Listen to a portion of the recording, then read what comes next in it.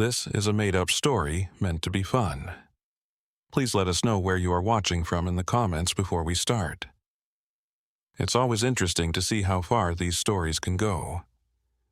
In Salem, Massachusetts, the fall of 1889 came with an unusual heaviness. The colonial homes that lined Charter Street had seen a lot of the city's complicated history over the years, and that season they seemed especially quiet. Number 43 was a three-story federal building among these other buildings. Style mansion built in 1802 by Cornelius Ashwood, a shipping merchant. By the fall of 1889, the house belonged to Winslow Ashworth, his great-granddaughter. She was 62 years old and a widow who had lived alone since her husband died in 1878. Records from that time show that Mrs. Ashworth was a wealthy woman who didn't interact with others much. Gideon Ashworth, her husband, was a textile merchant whose business connections spread throughout New England. He died from what doctors called respiratory complications. Problems. Winslow mostly stayed away from Salem's social circles. She only had one housekeeper who came 3 times a week and one groundskeeper who took care of the outside of the property. Later, both employees would tell the police that their boss was always on time, very strict, and very private. The house itself was on a corner lot that was about 1,200 square feet. Architectural surveys from 1887 were done as part of a city-wide effort. The assessment note points out several strange things. The basement was under the whole building, but it was split up into separate rooms that could only be reached through their own doors, not a hallway. Edmund Fairchild, the author of the survey, wrote in his notes that this layout was architecturally interesting but didn't seem to have a clear practical purpose. He also said that one part of the basement looked like it was built before the house itself, using stone that had tool marks that looked like they were made much earlier. Masonry methods that may have been used as early as the mid-70s. It wasn't a big event that made Winslow Ashworth's name known to the public. It was the lack of one. She didn't show up for her monthly settlement with her housekeeper, Maud Griswold, on November 8, 1889. Normally, this wouldn't be a big deal, but Mrs. Ashworth had never missed this appointment in the 11 years that Ma had worked for her. When Ma got to the mansion on November 9th to ask about it, she found the front door locked, but the side. The door to the kitchen was unlocked, which was strange because Mrs. Ashworth was very concerned about security. Maud told Sheriff Josiah Merrick on November 10th that the inside of the house looked like it hadn't been disturbed. The parlor was tidy, the kitchen was clean, and Mrs. Ashworth's bedroom on the second floor didn't look like it had been disturbed. Ma thought it was strange that Miss Ashworth's clothes were laid out on the bed as if they were ready to be worn, but never put on. Mrs. Ashworth always wanted the bed to have the right corners, and they were. All the papers in the writing desk by the window were neatly stacked, except for one drawer that was slightly open, something that Maud said was completely out of character for her very careful boss. There was a medium-sized leather journal in that drawer that didn't stand out. At first, Maud didn't want to look at it because she wanted to respect Mrs. Ashworth's privacy, even though she wasn't there. But worry came before propriety, and she opened the journal and saw entries that went back almost 3 years, from January 1887 to early November 1889. The handwriting was clear and steady for most of the pages, but it got worse in the last few entries, where it looked rushed and shaky.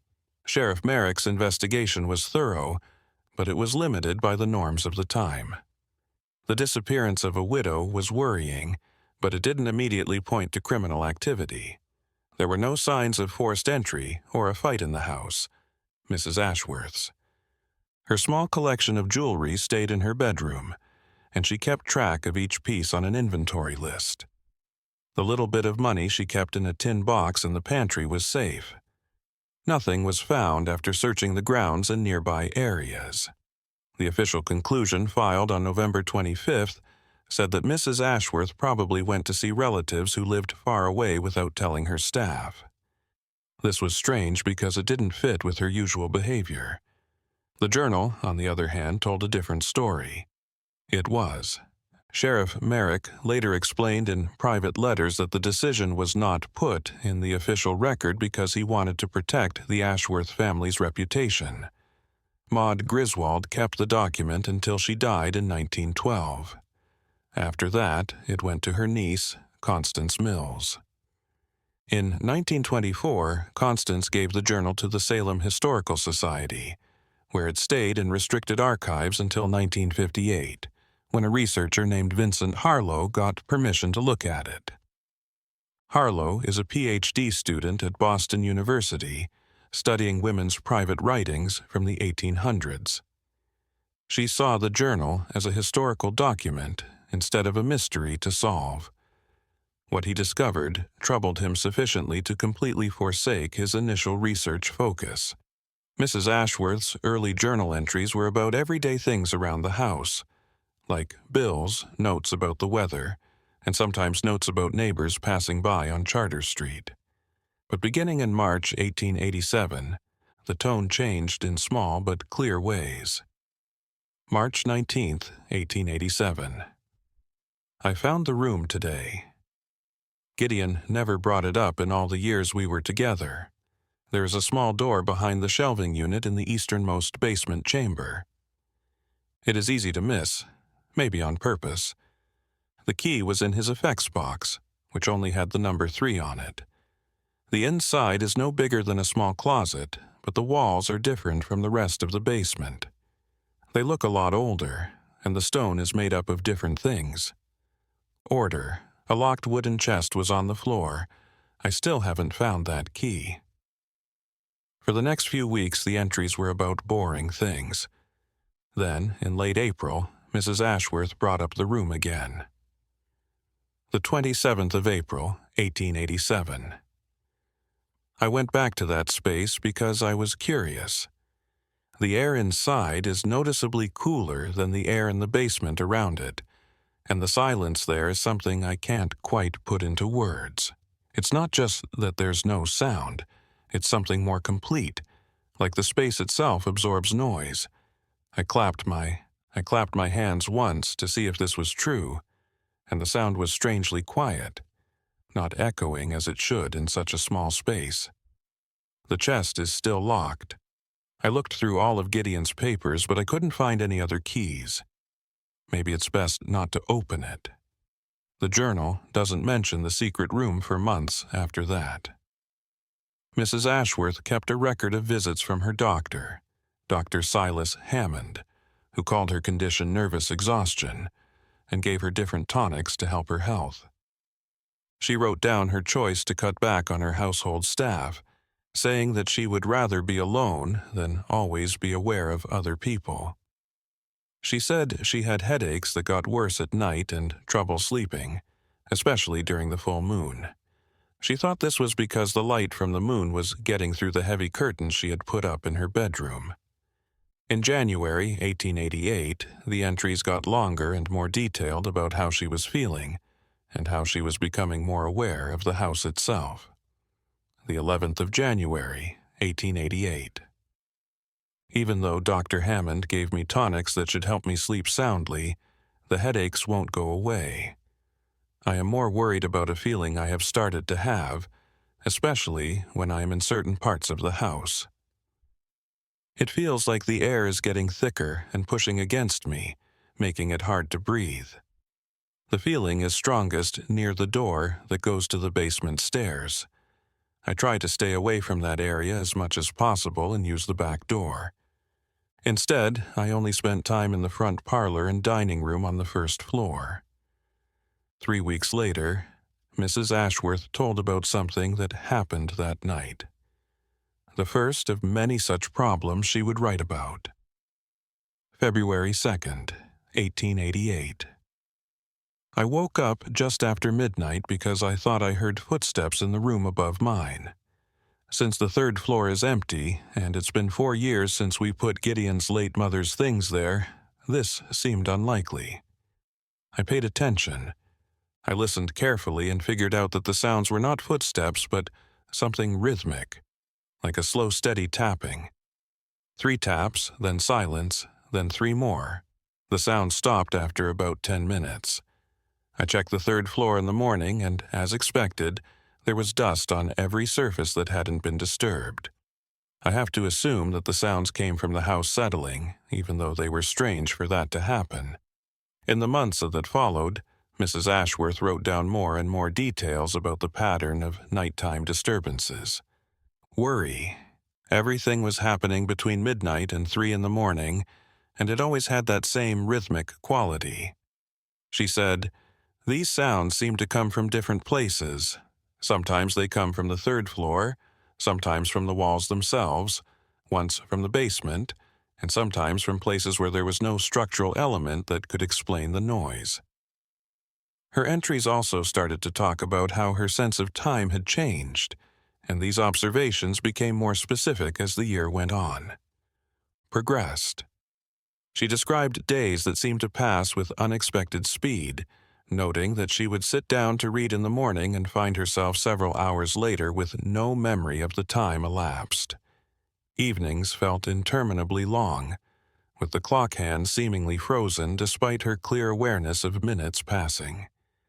She mentioned looking at clocks and finding their displayed time inconsistent with her sense of how many hours had elapsed, sometimes by as much as 2 hours in either direction.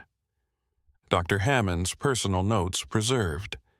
His records, which were looked at by Vincent Harlow in 1959, showed that he saw Mrs. Ashworth getting more and more interested in time measurements.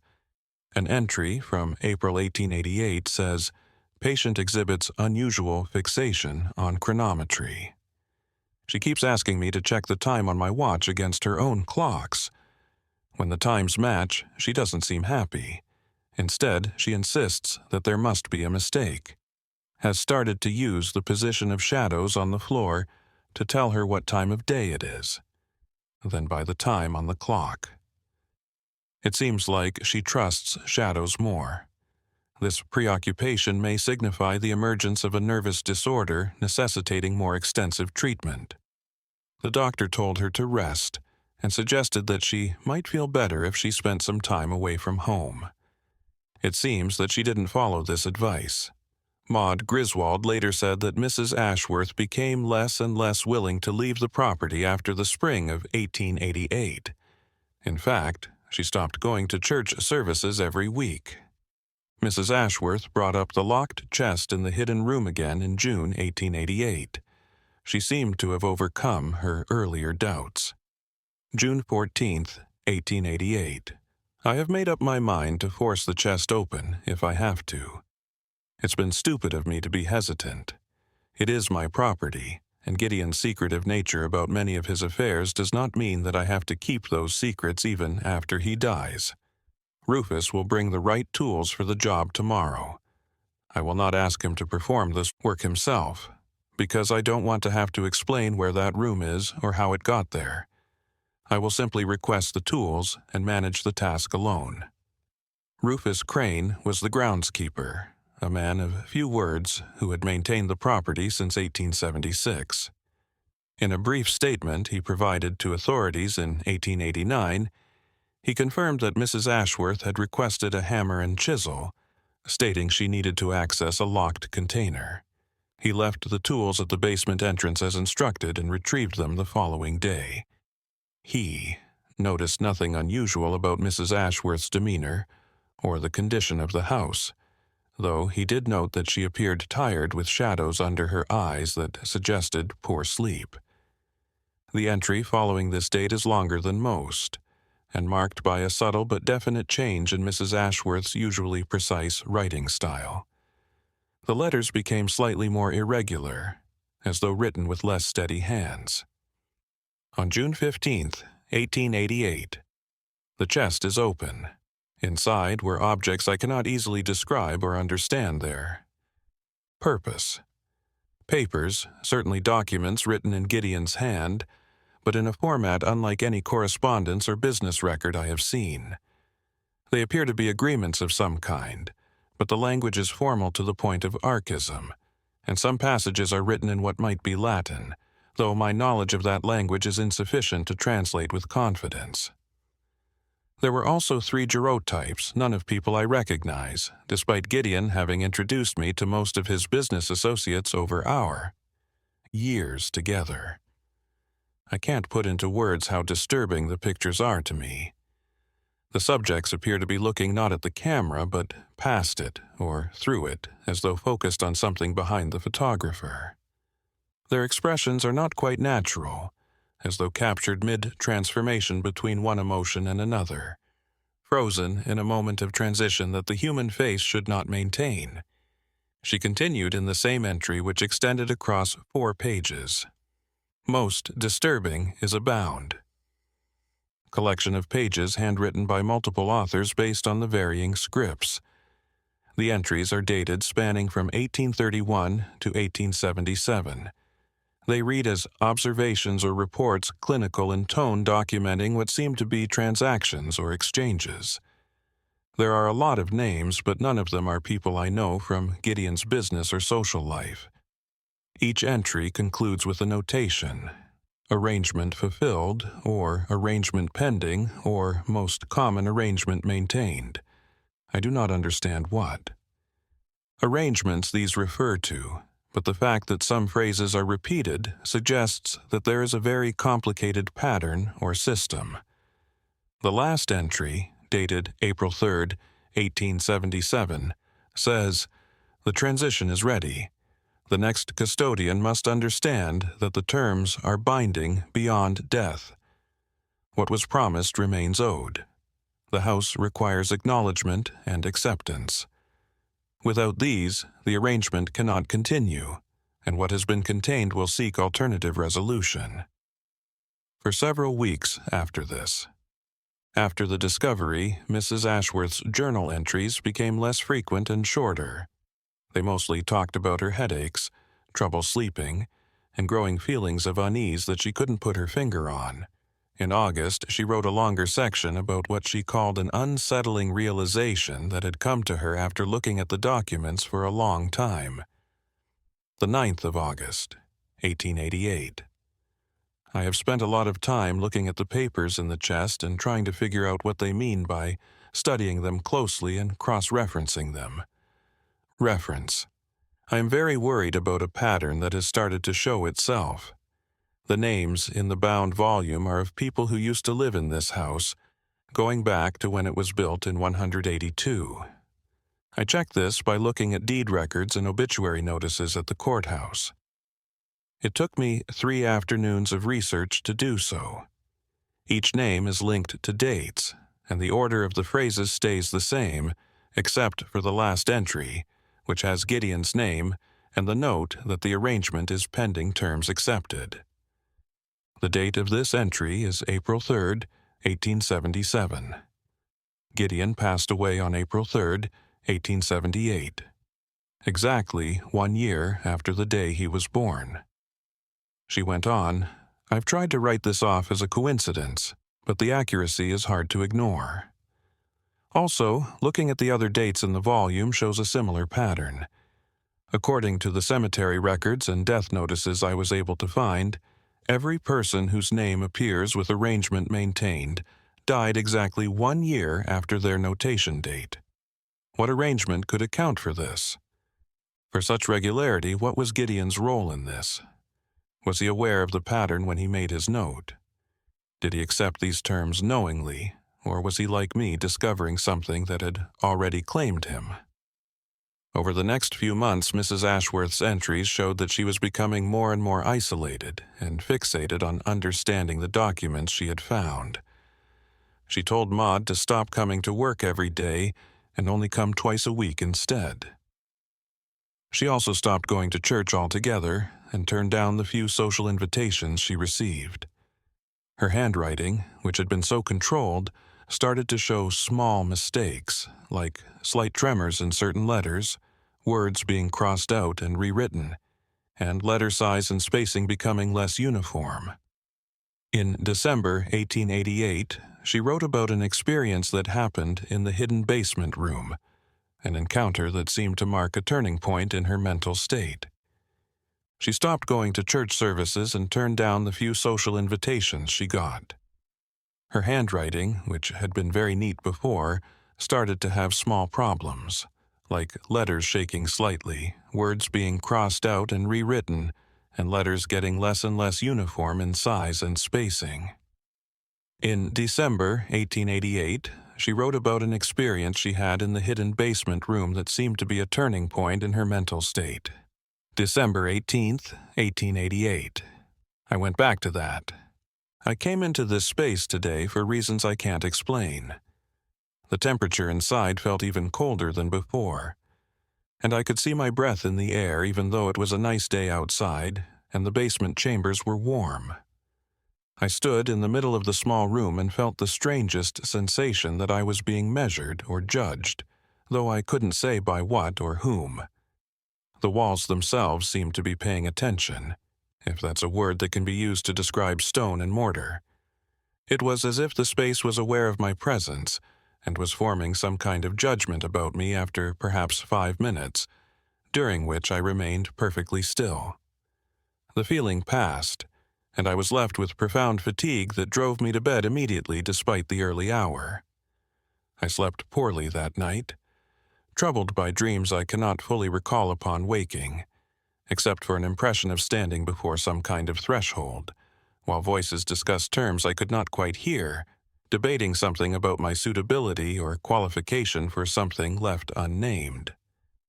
Presence, and was forming some kind of judgment about me after perhaps 5 minutes, during which I remained perfectly still. The feeling passed, and I was left with profound fatigue that drove me to bed immediately despite the early hour. I slept poorly that night, troubled by dreams I cannot fully recall upon waking, except for an impression of standing before some kind of threshold, while voices discussed terms I could not quite hear, debating something about my suitability or qualification for something left unnamed. The new year did not bring any relief from these experiences. Mrs. Ashworth's entries in 1889 were shorter and more broken up, but they were also more frequent, with some days having more than one entry. She talked about waking up at certain times, like 12:41, 117, and 233, and she noted that clocks in different rooms of the house sometimes showed different times. She said that this could be a sign of mechanical failure, but she also described the air in some parts of the house as feeling thicker, which made it harder to breathe. She had to consciously try to breathe normally, and she said that this feeling seemed to get stronger at certain times of day, especially when she woke up at night. In March of 1889, she made a discovery that seems to have changed her understanding of the situation. On March 7, 1889, while going through the papers from the chest for the 10th time, I noticed something I had missed or wasn't ready to understand before. One of the papers was dated April 1876. Gideon's signature's at the bottom, written in his own style. Above the signature is text that I thought was in Latin, but a closer look shows that it might be something else, like a coded language or cipher that uses Latin letters in unusual ways. The English parts I can read talk about continuing and transferring obligations. There is a space for a second signature that is currently blank. The document is simply called Terms of Succession. Below this title in smaller text is written, The arrangement persists through deliberate acceptance or unconscious continuation. Both serve, both bind. Following this entry, Mrs. Ashworth began documenting what she described as intrusions into her routine. Events that suggested her solitude in the house was not as complete as she had believed. April 2nd, 1889. Objects have been moved. I do not mean misplaced through my own forgetfulness, but deliberately relocated in ways that suggest purpose or message. Books I keep on my nightstand appear on the desk. Downstairs, open to certain pages that don't seem to have anything to do with each other or with what I've been reading lately. A certain chair in the parlor, which I always put facing the window to catch the afternoon light, is always found facing the interior door that leads to the hallway that leads to the basement stairs. Most worrying, the papers from the chest, which I keep locked in my bedroom desk and the key is hidden in my jewelry box, were spread out on the dining room table this morning. Arranged in a way that I can't figure out, but it looks like it was done on purpose. I live alone, and no one has been in this house for 3 days, but someone or something got to those papers and displayed them like this. Her entries from this point on became more and more desperate. The writing itself became more rushed and sometimes hard to read. She heard sounds not just at night, but also during the day. Footsteps where no one walked, moving from room to room in ways that made it seem like someone was pacing or searching for something. Doors opening when she was sure they had been closed, and when she checked, they were exactly as she had left them, as if the opening had happened in some state between observation and reality. The feeling of being watched, especially when she was near the mirrors that hung in various rooms throughout the house, was so strong that she stopped looking at reflective surfaces altogether. May 19th, 1889. I covered the mirror in my bedroom last night with a heavy, pacing or searching for something. Doors opening when she was sure they had been closed, and upon investigation, finding them exactly as she had left them, as though the opening had occurred in some state between observation and reality. The sensation of being watched, particularly when in the presence of the mirrors that hung in various rooms throughout the house, a feeling so intense she began to avoid looking at reflective surfaces entirely. May 19th, 1889. I covered the mirror in my bedroom last night with a heavy. I could no longer stand the feeling that something was watching me from inside the glass, studying me with an attention that felt both ancient and patient.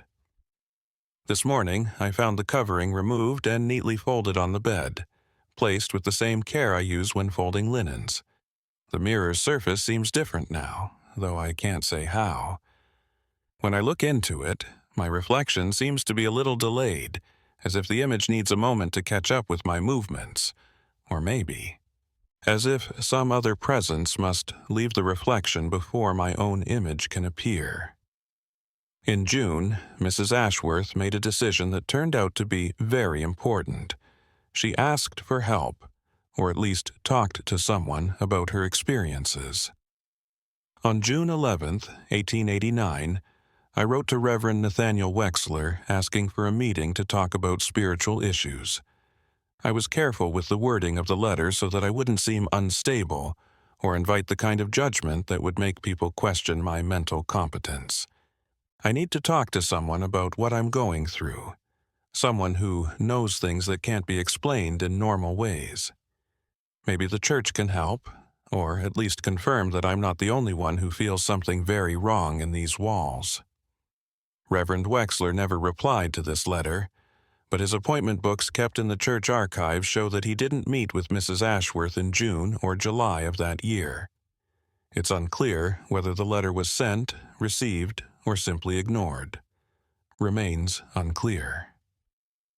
It is possible, based on the Reverend's later reputation for avoiding what he termed spiritual presumption, that he chose not to engage with matters he could not address through conventional pastoral care. The summer entries documented Mrs. Ashworth's deteriorating state with clinical precision, as though she were observing herself from outside and recording the process with scientific detachment. July 23rd, 1889. Sleep has become nearly impossible to achieve or maintain. When I do manage to, I keep waking up at the same times, as if something needs my attention at those times. The headaches have gotten worse, and Dr. Hammond has given me stronger medication, which doesn't help much, and makes me feel like I'm not in control of my own thoughts. What's even more worrying is that I'm having a harder time keeping my thoughts in order. I forget why I went into a room before I even get there. I can accomplish my goal there, but I can't remember things that happened just a few hours ago. However, my memory of the distant past is still sharp and detailed. I can perfectly recite my wedding vows from 34 years ago, remember the exact weather on the day we moved into this house, but I can't remember what I ate for breakfast this morning, or if I even ate at all. In August, she described an encounter that seemed to crystallize her fears and confirm what she had begun to suspect about the nature of her situation. I saw him today, Gideon. He was standing in the doorway of the basement stairs, just like he used to when he was thinking about going down to his private study below. One hand on the doorframe, head slightly tilted as if he was listening for something. He was there for about 3 seconds before he disappeared, not fading or dissolving, but simply no longer being there. I was not asleep, confused, or sick.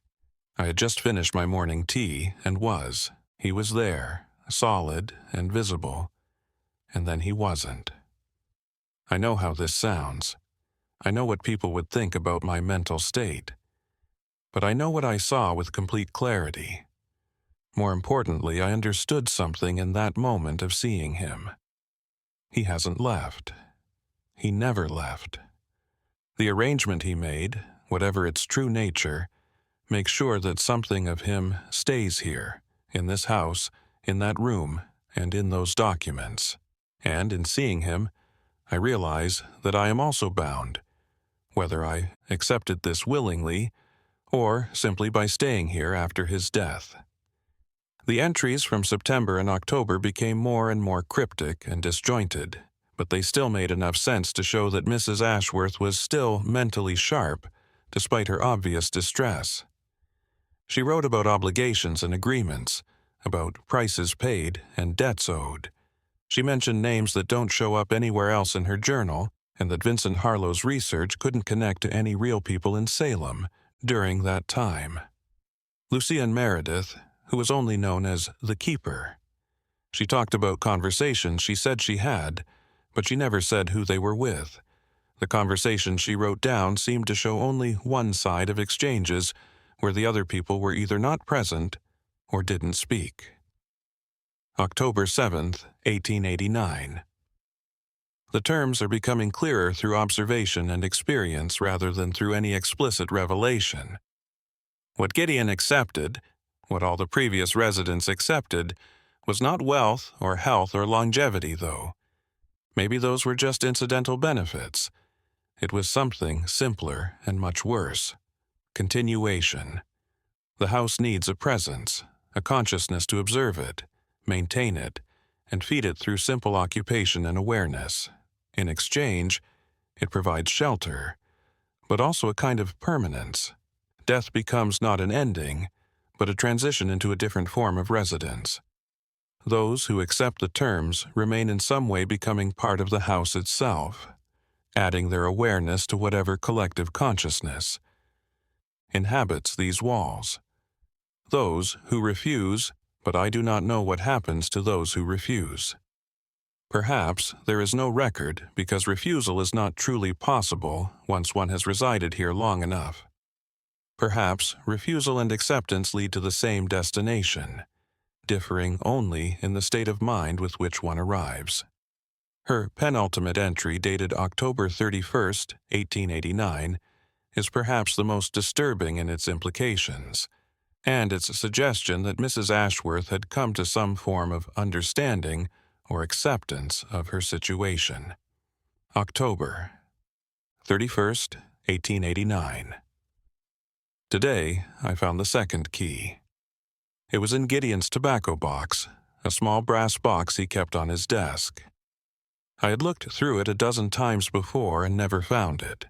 The key was resting on top of the other things in the box, as if it had just been put there. I now understand that it doesn't fit any physical lock I can find. Instead, it represents the means to complete the document and add my name to the record that exists in many forms: written, physical, and metaphysical. By simply living here, by occupying this space after Gideon's transition, I became party to the arrangement whether I acknowledged it or not. The key does not open a lock in the conventional sense. It seals an agreement, makes explicit what was already implicit. The choice before me is simple, but terrible. Accept the terms consciously and maintain the arrangement as all before me have done, or refuse and face whatever consequence refusal brings. I have been given until November 7th to decide. How I know this date I cannot explain. I simply know it, like I know the day I was born, or the taste of salt. I woke up this morning with the knowledge fully formed in my mind, with no source or explanation. The last entry is dated November 6th, 1889. The handwriting is noticeably steadier than in previous entries, as if Mrs. Ashworth had found some peace or resolution after weeks of visible agitation. November 6th, 1889. Tomorrow is the date I was given. I have made my decision, but I will not write it down here as some choices must be made instead of just talked about. If someone reads this after I'm gone, they will know enough to understand what happened, or at least to know that something happened that was not normal to future residents of this house, if such people exist. The arrangement is real. The documents in the chest explain its terms, but to fully understand them, you need to have been here, felt its silence, its weight, and how it marks time. Differently from the world outside. You will know, as I came to know, as Gideon knew, as all before him knew. The house makes itself understood to those who remain long enough to listen, to feel, to observe the patterns that govern this space. What happens tomorrow will happen as it must. I go to meet it neither with courage nor cowardice, but with simple acknowledgement that some doors, once opened, lead only forward, never back. Some obligations once incurred persist regardless of our awareness of them. I have lived here for 31 years. The house and I are no longer separate things. We are both parts of the same ongoing existence. Tomorrow will only make official what has already happened. When authorities entered the house on November 9th, 1889, they found it exactly as Maud had described. Clean, orderly, and undisturbed in ways that suggested deliberate preparation rather than sudden departure. Every surface was free of dust, and every object was in its proper place. The kitchen showed no signs of recent meal preparation. Mrs. Ashworth's personal items were arranged in a geometric way. Based on Mrs. Ashworth's journal entries, the hidden room in the basement was found, but the chest she talked about was not there.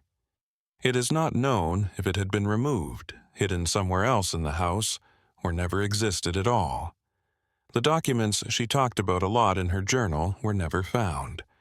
Even though the property was searched thoroughly, including looking at floorboards and wall panels, the house stayed empty for 2 years after Mrs. Ashworth went missing, even though there were several basement rooms. The property was in legal limbo because no body had been found to confirm death. No relatives came forward to claim the estate, and there was no clear evidence to determine what had happened. In 1891, a businessman from Boston named Horace Peaton bought it and lived there for 7 months before selling it at a big loss and going back to Boston. When asked about his brief residency, Peaton would only say that the house was not suitable for habitation by those who value peace of mind. In a letter to a business associate preserved in the Massachusetts Historical Society, he elaborated slightly. The structure itself is sound, but there is something in the atmosphere of the place that wears upon one's nerves, sounds where no source exists, rooms that feel occupied even when standing empty. Peaton would only say that the house wasn't a good place for people who value peace of mind to live. In a letter to a business partner that is still in the Massachusetts Historical Society, he went into a little more detail. The structure itself is sound, but there is something in the atmosphere of the place that wears upon one's nerves, sounds where no source exists, rooms that feel occupied even when standing empty, a feeling of being watched all the time that gets worse over time. From 1891 to what? The property changed hands 11 times between 1923 and 1923, and no one lived there for more than 18 months. People left for normal reasons like wanting to work somewhere else, family obligations, or wanting to live in a different climate. But the stories started to show patterns. Several residents said they heard noises at night. A few said they had trouble sleeping. Others said they felt unwelcome, even though they had legally bought the property. A doctor named Clarence Whitmore lived in the house for 14 years. Months in 191, left behind a diary that talked about how I was getting more and more confused about time and how the house seemed to be aware of things that I can't explain away, even though I have medical training. In 1924, the property was turned into apartments, with 4 separate families living there. This was done to try to get rid of whatever quality had made it bad for a single family to live there. This arrangement lasted only 3 years, after which the building was declared structurally unsafe because of its foundation. Issues, but engineering reports from that time found no proof of these problems. The engineer's report, which Marcus Tillman signed and sent to the city in April 1927, said, "While residents have expressed concerns about structural integrity, my examination reveals no significant faults. The foundation is sound, the load-bearing walls show no stress fractures, and the general condition of the building is consistent with its age." The complaints seem to be based on personal feelings, experiences instead of actual problems with the structure. In 1928, the property was torn down. During the demolition, workers said they found a small sealed chamber made of stone in the basement that Mrs. Ashworth had described as being much older than the house itself. The foreman's report, which is still in city records, says that it was a space about 6 feet by 8 feet made of hand-cut stone and mortar that looks like it was made before modern methods. There was nothing in the room except for bare. An earth floor and what workers said was an atmosphere of cold that didn't seem to match the temperature outside. During the demolition, a worker told the Salem Evening News there was something wrong with that space. We all felt it like a pressure on your chest, making it hard to breathe. We sealed it up again quickly and poured concrete over it. Whatever was there, it can stay buried. The land stayed empty until 1952, when a small store was built on the property. The medical office in that building ran smoothly until 1968, when the practice moved. They didn't give a specific reason for the move, other than wanting newer facilities. But in an interview with a local history student in 1967, the office manager said that staff members had complained about the building. People said they felt like they were being watched, especially in the back rooms. The repair technicians couldn't explain how the equipment broke down, and there were always sounds when the last person was locking up at night. You couldn't see anything, but the sounds made you want to leave right away. The last record from 1968 says that the site is still home to a number of businesses, but none have been there for more than 5 years. Reports of strange events happen from time to time, but they are always the same for different tenants and times. Things moved, sounds came from nowhere, electronic devices worked poorly or randomly, and there was a constant feeling of being watched, especially in the back. Parts of any building built there. Vincent Harlow, the researcher who looked at Mrs. Ashworth's journal, did not write a formal paper about what he found, even though he had planned to include it in his doctoral thesis. In personal letters found after his death in 1965, he wrote to a colleague, "Some documents are not meant for academic analysis. Some stories resist interpretation because their truth lies not in what happened, but in what continues to happen." I have destroyed my notes on the Ashworth trial. I suggest that anyone else who comes across that journal do the same. There are things in this world that stay the same no matter how you look at them. We become participants instead of witnesses when we read about and study them. That journal was with me for 6 months. And during that time, I started to see things that I can't explain and don't want to talk about. I left Salem and don't plan to go back. The journal itself was lost from the Salem Historical Society's archives in 1962. There is no record of it being checked out, moved, or officially destroyed. Even though it was carefully cataloged and confirmed to be there as late as March of that year, it just stopped being there. Judith Moreland, the librarian who noticed it was missing, reported it. But the investigation didn't turn up anything. She wrote in her personal notes, "I remember shelving that journal in January of '62. I remember because it made me uncomfortable to handle it, but I can't say why. When I went to, in April, when a researcher asked about it, it was gone. The space where it should have been was empty, but the dust pattern suggested it had been gone for some time, not just recently removed. I know it was there because I saw it myself. What really happened to Winslow Ashworth is still a mystery. Her body was never found, and there was no evidence of foul play.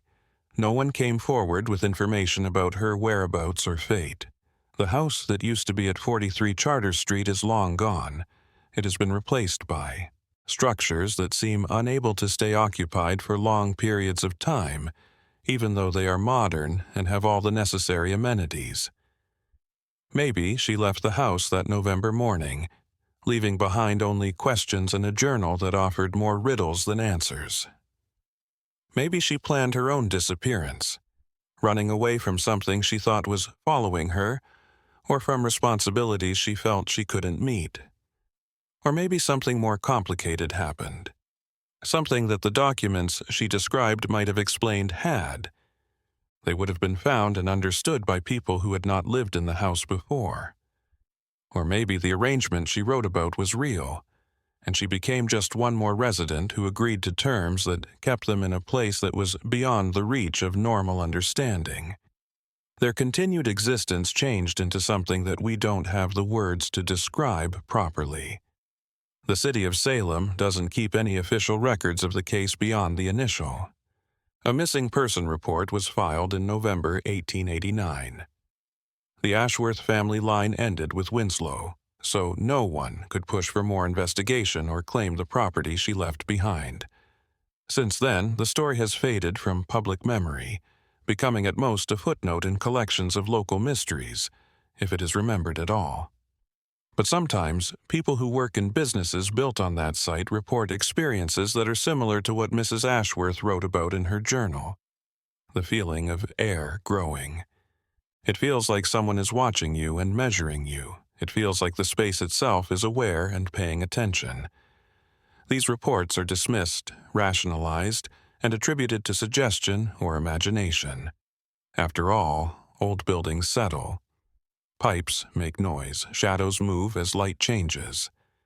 There are explanations for everything, if one is determined to find them. Yet the pattern persists. No one stays long at 43 Charter Street, though few can articulate exactly why they do. Choose to leave. It is simply, as one tenant described it in 1966, a place that makes it clear you are not truly welcome, no matter how long you remain.